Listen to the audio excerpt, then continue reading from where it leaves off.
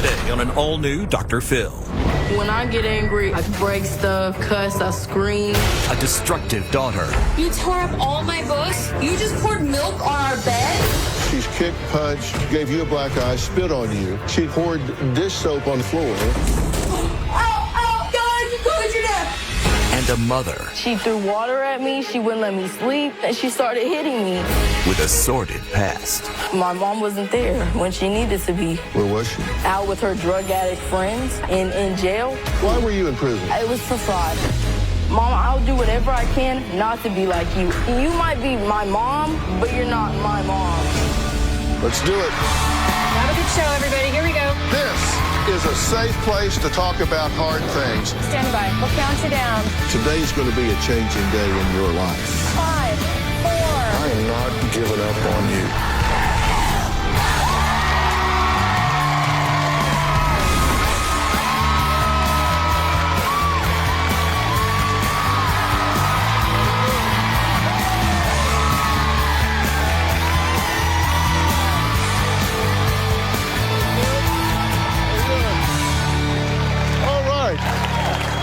Well, my guest Hallie arrived here today in a leg brace because she claims her 14-year-old daughter Tatum is so out of control that after destroying the kitchen, she then purposely poured dish soap all over the floor so Hallie would slip and fall. Take a look.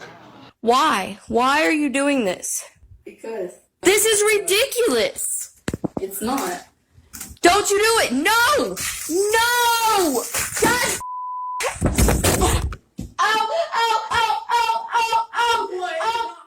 Well, Hallie claims 14-year-old Tatum has also assaulted her, punched her, given her a black eye, spit on her, and now she will need knee surgery for that recent kitchen accident you just saw.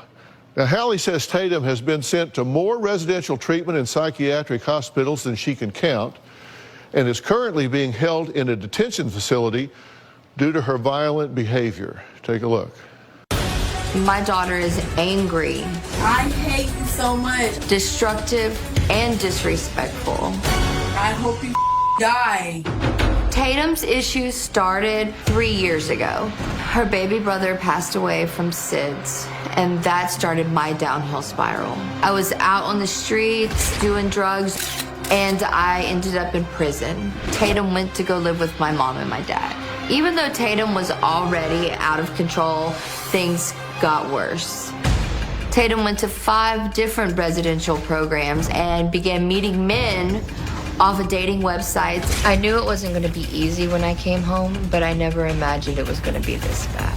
Tatum ran the house. She forced us to put double locks on the doors, deadbolts, an alarm. She made us prisoners in our own home. After 10 months, I decided to discipline by taking things from her, and that definitely did not work. She threw a huge fit and tore up the house. You tore up all my books? You just poured milk on our bed? Are you kidding me? She threw cereal all over the floor that I slipped in and fell, causing me to tear my ACL. Don't you do it! No! No! God!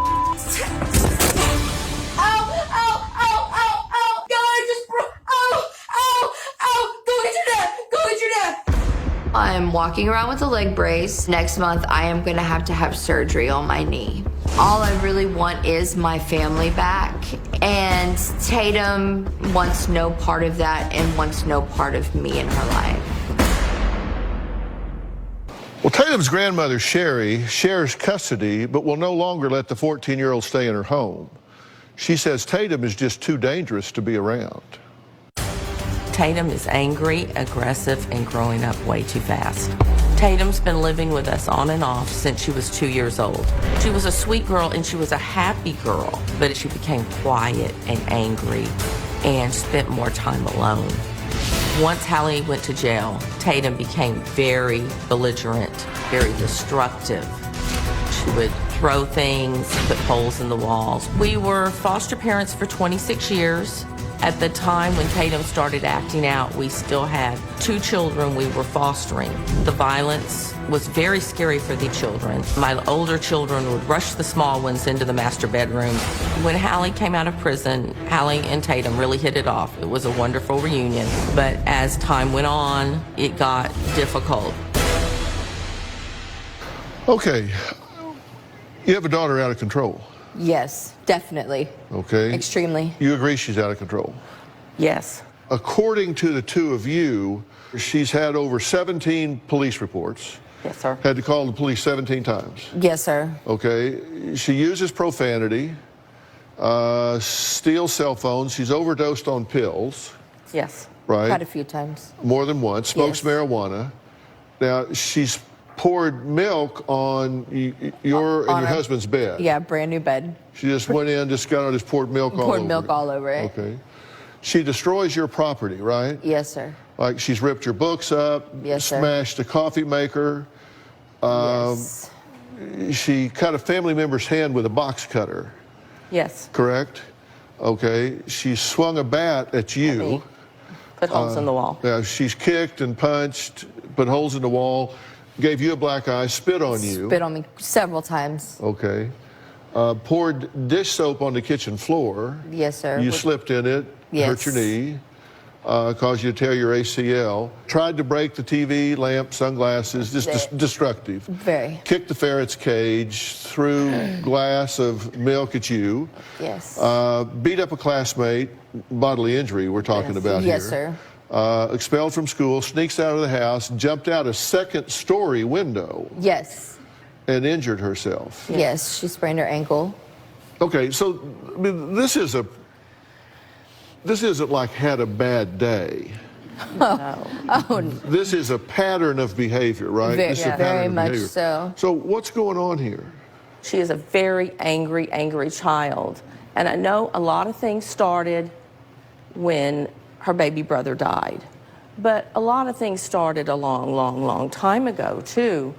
Hallie Jo was diagnosed as bipolar at a very early age. I was 23 when I was diagnosed as bipolar. Tatum was right born. after Tatum was born.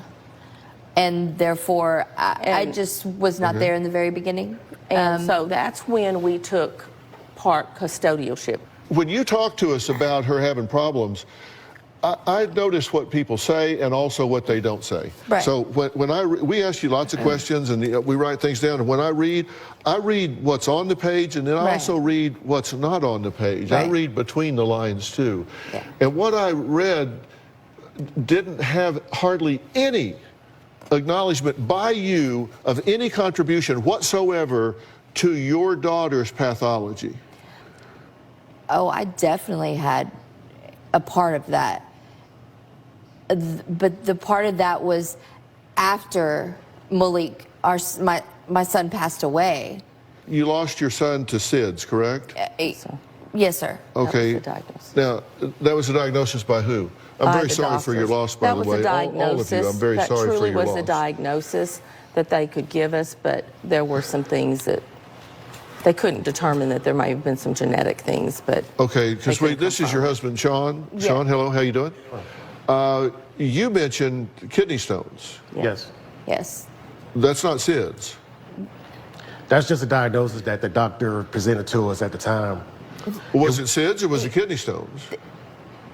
To me, it was kidney stones, But they wouldn't say but that's they why he wouldn't died. say kidney stones. They wouldn't say that's why he died. that They he had labeled it kidney- SIDS with underlying medical issues. He had a fatty liver. And how old was he? He was 8 months old. He had a fatty liver. His right kidney was full of stones, and he was trying to pass one that was too big in his left kidney. Well, 90% of children that pass from SIDS pass before 6 months of That's age. right. Correct. And again, I'm sorry for your loss. Thank you. Well, all of you. That's a terrible thing to go through. And it was terrible for her to go through, correct? Yes, very All much right. so. The question is, how did the adults handle this? What did you guys do about this? Sherry says, Hallie may be trying hard to be a good mother now, but Hallie is the reason her granddaughter is so troubled. We'll be right back.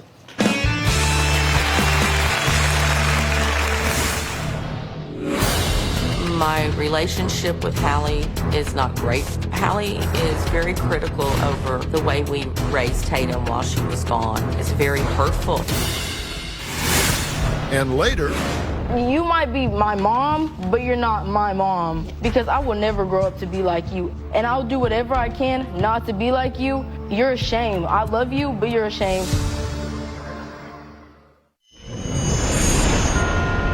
After my son passed away, I thought Tatum handled that better than the rest of us, but I guess I was wrong. Tatum was put into therapy. Immediately, I tried to protect her from seeing me trying to resuscitate her brother. She told me one day, "Mommy, I saw you try to save Malik, and you just couldn't. He was already gone. He was already in heaven." She is stuck somewhere between anger and denial.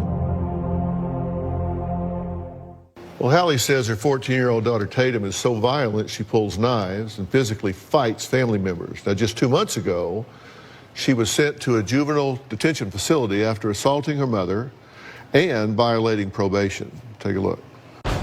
Tatum has gone to jail at least 5 times. One time, Tatum was trying to break doors at my parents' house, and my 18-year-old sister was trying to stop her. So Tatum got a box cutter and sliced my sister's hand. Tatum was charged with aggravated assault with a deadly weapon. Another time, Tatum threw a glass of milk at Hallie and punched her and gave her a black eye. She was charged with assault and she was in jail for 10 days. One time I tried to spank Tatum. She kicked, punched, and spit on me and was arrested again for assault causing bodily injury. Another time, Tatum punched her in the eye and the jaw. The police were called, and this time she was in jail for a month. In school, Tatum punched the girl, made her bleed, pulled chunks of her hair out. Every time that she is released from juvenile, she's good for about 2 weeks. Right after that, she becomes her sneaky, disrespectful self. Tatum has spent 2 months in juvenile lockup, and she's there indefinitely. Tatum's original charge was a felony assault with family violence. They're afraid to let her be a part of society because they're afraid somebody is going to get hurt. Now, grandmother Sherry says a big part of the problems that we were just talking about, Tatum's behavior, is Hallie, who has not exactly been Mother of the Year. Now, Sherry claims Hallie has been in and out of Tatum's life since she was 2 years old. Now, that's different than Hallie was just describing, because she was saying everything was pretty much peachy until 6 years of age. Take a look. When Tatum was younger, her mother was using drugs. Things went downhill very, very quickly. When Hallie was younger, she was self-destructive. She was very determined to do everything her way, and she was very selfish. Hallie would disappear for days at a time, and Tatum would stay with us. Hallie is very critical over the way we raised Tatum while she was gone. It's very hurtful. My relationship with Hallie is not great. I think she wants everything now, and she has a hard time being patient with Tatum and myself. Hallie wanted to immediately come in and play the mother-parent role, and Tatum did not like that. I don't think Hallie can just come back and just pick up where she left off. Okay, what do you say to that? Actually, that was completely opposite of what I have said from the beginning of me being released from prison. I have said I Hey, by the way, knew why were you in prison? it was for fraud. It was doing what I needed to do to support my drug habit. And what was the fraud? What were you doing? It was credit card fraud. And you got caught for that and you went to jail, but this was secondary to your drug habit. Yes. And yes. what drugs were you doing? I was doing methamphetamines. Okay. Were you doing any drugs while you were pregnant? No.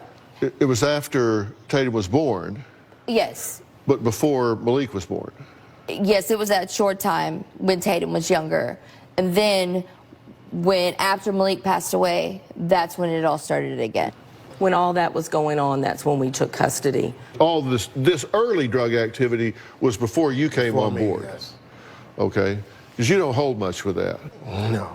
Now, according to you, she says that you were a drug addict, you stole money, you abandoned Tatum. Yes. You neglected her, and you claim that she was sexually assaulted. You've been to prison for fraud, which we just talked about, and that you are verbally aggressive towards Tatum. Yes. You actually kidnapped her from school. You knew that we were moving And to I told you Galveston. you could not take her out of school. I don't remember her saying, no, this, you can't do this. Well, what'd you say when she didn't come home that day? I went to go pick her up from school, and she was not there. That's how I found out. Lots of times she would spend the weekend. I went to try to find out what happened, and then they had moved her, and Tatum seemed to be very happy there. So I thought, well, I'll give it a little time. But then I started getting phone calls I got a phone call from a neighbor that her mama's not home. Tatum knew the phone number. And I went over there, and Tatum was sitting on the front porch. In not a very good part of Galveston did they live, out there by herself, scared. True? True. I started using again. And someone violated this child, some adult male. I was not aware. I would not have put her in that position, knowingly. Yeah. No doubt. I don't. I'm going to quarrel with a lot of what you say, but I don't quarrel with that. Now, she has beaten up classmates, assaulted her mother multiple times, and been expelled from school. So coming up, Tatum is here. The judge gave her permission to leave the detention facility, specifically to come here to talk to me. We're going to find out what she has to say after the break.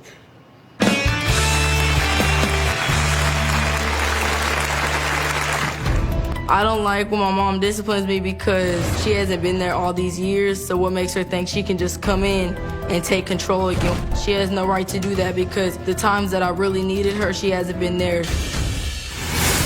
And later, You might be my mom, but you're not my mom because I will never grow up to be like you. And I'll do whatever I can not to be like you. You're a shame. I love you, but you're a shame. A few years ago, Tatum woke me up trying to reach under my pillow to get my cell phone. And I opened my eyes, and there she was with a butcher knife in her hand. And I sat up slowly, holding the butcher knife this way, and I just grabbed her wrist, and I took the other hand and grabbed the handle of the knife. And the next day, every knife in the house got locked up in a lockbox. okay, now tell me about that particular situation. I guess the door opening woke me up, and I look over, and she's on the floor like an army crawl. And I said, "What are you doing?" And then she sits up, and she's got this knife, like this at me. And she's shoving her hand under my pillow.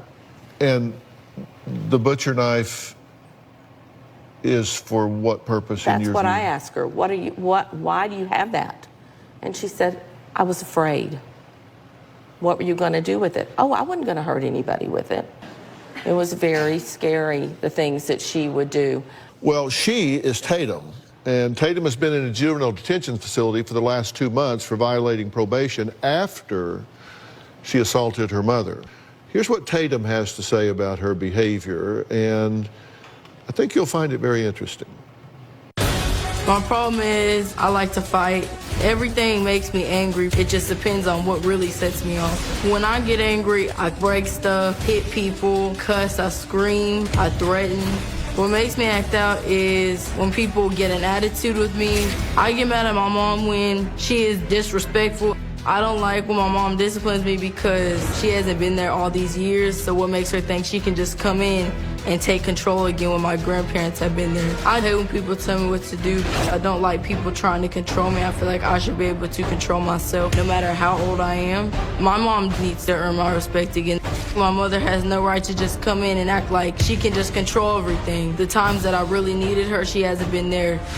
The one thing I'm really upset about is my mom chose drugs over her child. Just because one of her children passed away, I feel like she forgot that there was another child to take care of that needed her.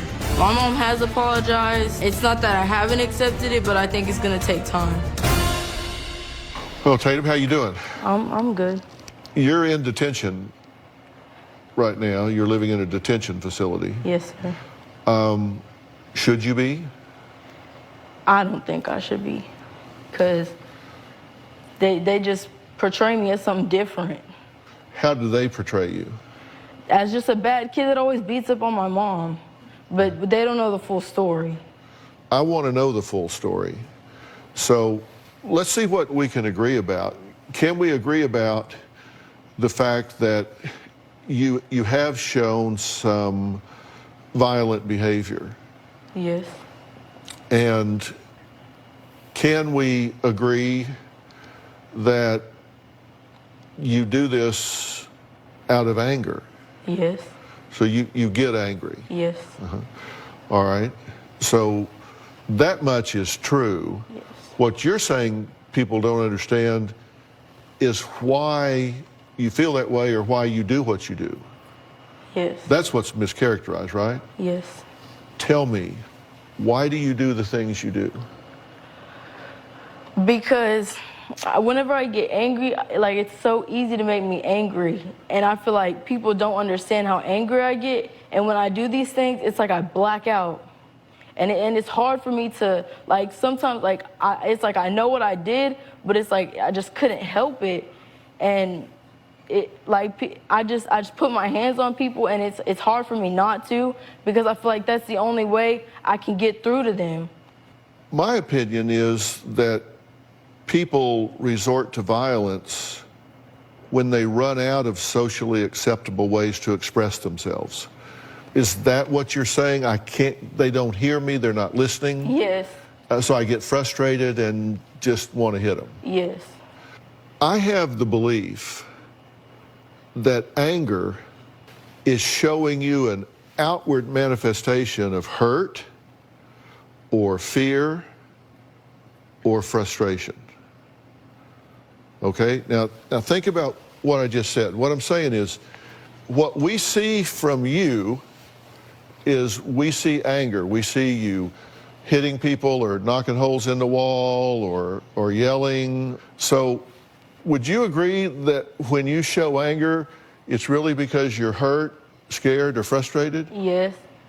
Like with my mom, sometimes we'll have good days, and like we'll be real close, but like we can get in an argument like 2 hours later because if I feel like I'm getting too close, I push myself away because I'm scared to get close to her, because I don't trust that she's just gonna hurt me and ruin everything again like she did. I'm so proud of you. You have no idea. I'm really so proud of you. She threw water at me. She wouldn't let me sleep. Then she started hitting me. What do you say when you realize your own mother chooses to not be with you?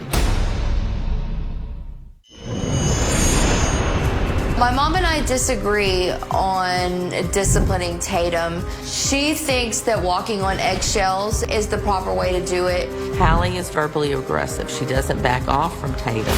I'm different from my daughter. I like to get away from it and de-escalate the situation. My mom likes to pretend that things are not as bad as they are with Tatum. I think my mom lives with rose-colored glasses on and lives in denial of a lot of things. You say, I get scared, okay, things are going along, okay, and I get scared that she's going to hurt me like she's done before. Yes. Okay? So it's not about anger, it's about you're scared that she's going to hurt you like she's done before. Yes. I'm scared I'm going to get hurt here. So before that happens, I'm going to hurt them. Do you think you do that? Yes, sir, I think I do. But even when she came back, she still hurt me. Like, there was still a moment that she hurt me really bad. And it was for no reason.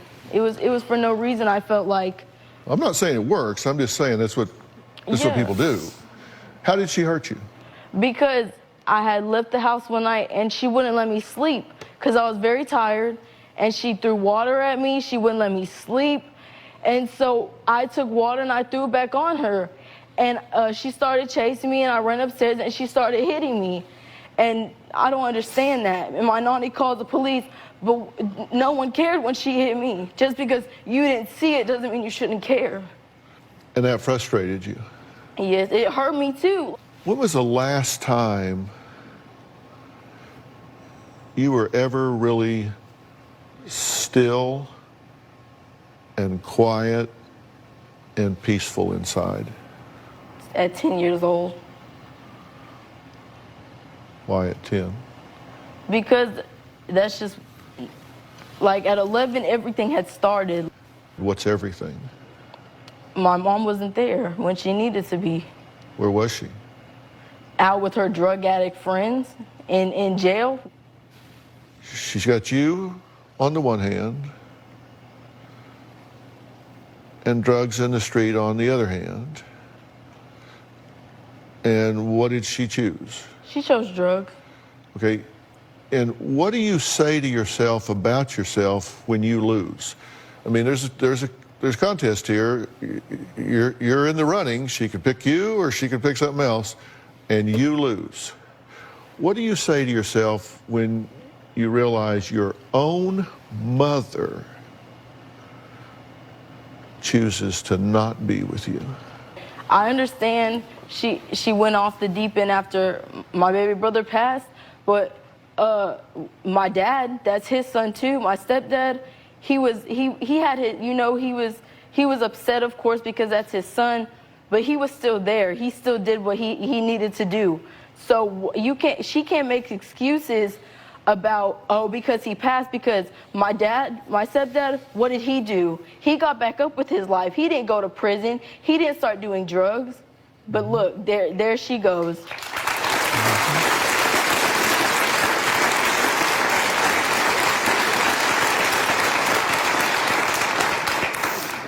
But I do know how kids think, and what do you say to yourself? I mean, is there a point at which you say, if I was a better daughter, maybe she would love me more? If I was more interesting, she would stay with me? How do you explain to yourself that you're not good enough for her to want to be there? I didn't think I wasn't good enough. I would just tell myself I should have never gotten close. So I'm not going to let anybody get close again. So I'm going to be tough. Yes. We're going to find out why Hallie's husband says seeing Tatum being destructive has rekindled the hatred that he had for Hallie. We'll be right back.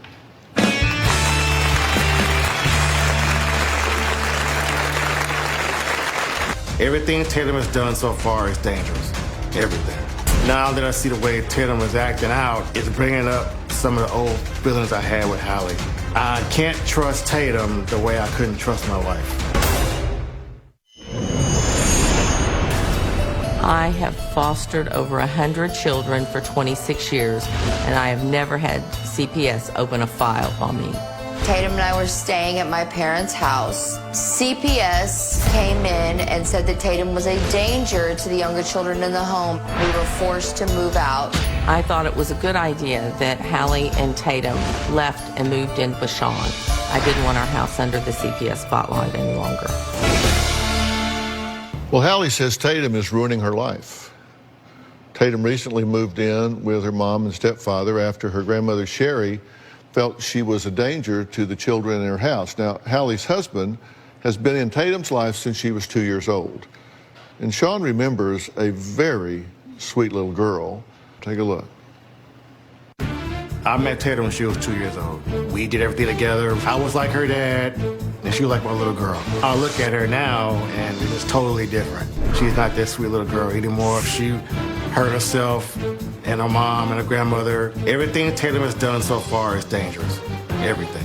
Now that I see the way Tatum is acting out, it's bringing up some of the old feelings I had with Hallie. When Hallie lost her child, she got back on drugs to numb the pain. I can't trust Tatum the way I couldn't trust my wife. Tatum wanted a family. She wanted Hallie home, but it didn't last because Tatum hates her mom for going to jail. She had the family that she wanted. She had the mom she wanted. I don't know what she wants now. Sean, there's a very different, you're seeing a very different side of Tatum, and what I've said to her is I think this is all coming out of pain and self-preservation. What do you think? And hearing Tatum talk today has really opened my eyes. I never heard Tatum talk like this before. And it's just... But it makes sense to you that this is coming from pain and self-protection on her part, right? I understand that. Now I do, yeah. What do you think? I completely understand. She has every reason to feel that way. I handled things completely wrong. And I know that at that point in time, I didn't know what else to do. And I did. At that moment, I completely forgot I had another child. And I did not do it intentionally. I cannot go back and change that. All I can do is go forward from here. You might be my mom, but you're not my mom. Nani is. Nani's my mom. You're right. I agree with that. I agree with that. Mom, I know what I did wrong, and I'm still a child, and I can change what I did because I will never grow up to be like you ever. I don't want to be like you, and I'll do whatever I can not to be like you because, honestly, I'm not trying to be rude. You're a shame. I love you, but you're a shame, and I will never, ever be like you. I wouldn't want you to be like me. I would hope you would learn. I want you to learn from my mistakes. You're better than that. We're going to find out why the court says it's in the best interest of Tatum to be placed outside her mother's home. And I'm going to talk to you about what I think has impacted this child when we come back.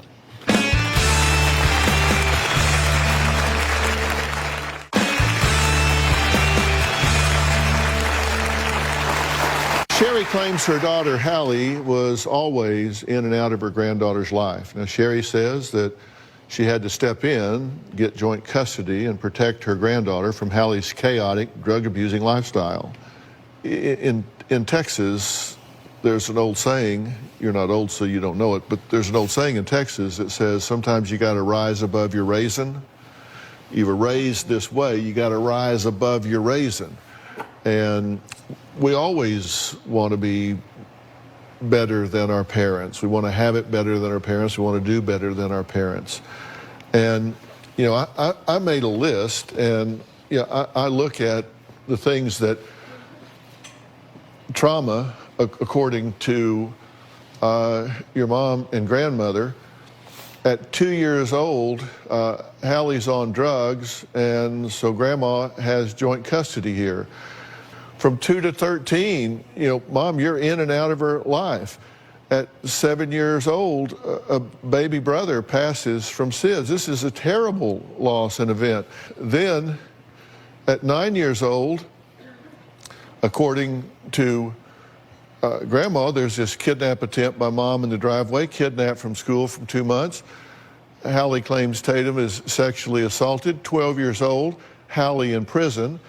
And then there's fight, cuts family member's hand, 12 years to 14.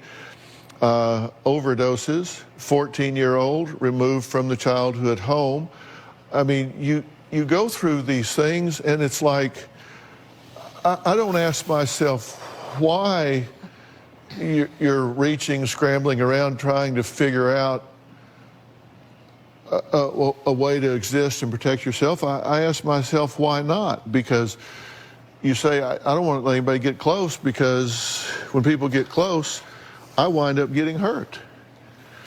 Even with your little brother. You love your little brother. We have pictures of you holding your little brother and laughing, and you've got this biggest smile on your face, and you're cuddling him, and it's obvious that he's so comfortable with you, and you're there. I mean, look at this.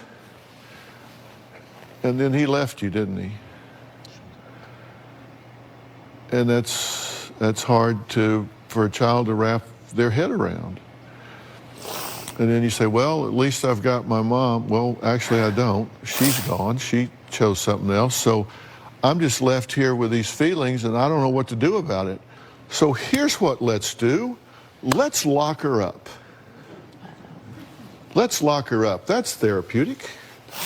Let's lock her up. What the hell? You know, the system has failed you. Your family has failed you, and I'm sorry. I'm sorry. You hear me? Yes, sir. Can this generational legacy be broken? And if so, how? I mean, at some point, you got to stop complaining and start asking. You got to stop theorizing and start talking about behaviors, things that can change what's happening. We'll be right back. Let me tell you the catch-22 we're in here. You're showing really what we call aberrant behavior, or they call acting out. You're doing these things that keep you from being able to go to school, keep you from being able to get along with people. You bow up in the face of authority and all of this, and so that makes you inconvenient for society. Makes you inconvenient. So we take you and put you over here and lock you up. And while you're locked up, very little, if anything, happens to resolve why you were doing what you were doing out here to begin with. Because like you say, nobody really pays any attention or listens to what's going on. So you sit there and get more and more frustrated, and then you go back out to the same situation you were in before, and the only difference is you're getting bigger, stronger, and older, so your behaviors start having a greater impact until you finally get treated as an adult, and then you go to big girl jail.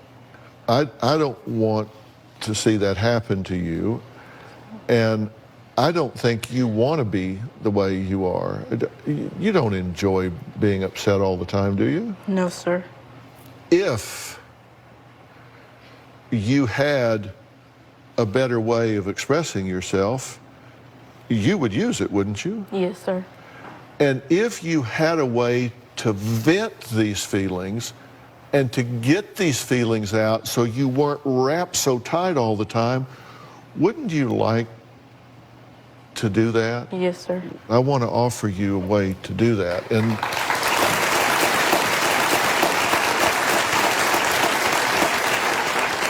in order for that to happen, I've got to find a way to penetrate the system here, the court system, the juvenile system, and if you have to be there for a period of time, I want to find a way to help you while you're there. And I've got the chairman of the Dr. Phil Advisory Board is Dr. Frank Lawless, who's head of the P&P Center, which is the Psychoneuroplasticity Center, which has to do with how the brain functions. And I have asked him if we can get permission from there. He has agreed that he will fly down to where you are and come to you in the juvenile detention center and work with you right there and start teaching you some of the things you need to calm your brain and give you some skills to start taking control of this anger and getting you set up. And I'm interested in not punishing your behavior, but healing your pain. I'm going to stand up and be your advocate. Okay? Fair enough? Okay? All right. All right. Now, things are going to have to happen with you as well. I'm going to arrange the same kind of help for you that I'm arranging for her, and this is going to happen in parallel, not together right now, because there's too much that needs to be done separately. Right. But we're going to start that right away. but we're going to stop this generational legacy here. All right. I want to thank all of my guests today. A special thanks to Frank Lawless and the PNP Center for offering to help Tatum. He has said he will get on a plane, he will fly there, he will take whatever time necessary and take team members if necessary to work with her and get this thing started. We're going to give this girl a running start. We'll see you next time.